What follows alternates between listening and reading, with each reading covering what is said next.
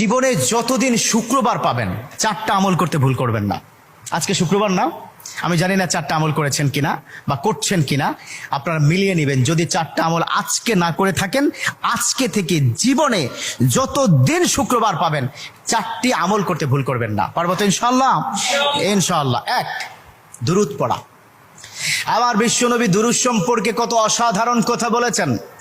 একজন সাহাবা এসে বললেন, ইলা রাসূলুল্লাহ সাল্লাল্লাহু আলাইহি ওয়াসাল্লাম, ও নবী, আমি যদি আপনার প্রতি দিনের 1/3 ধরে দুরূদ শরীফ পড়ি আমি কি নিয়ামত পাবো?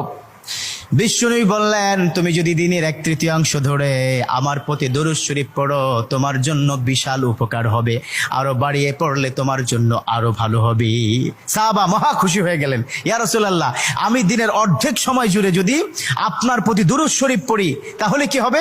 বিশ্বনবী বললেন, এটা বিশাল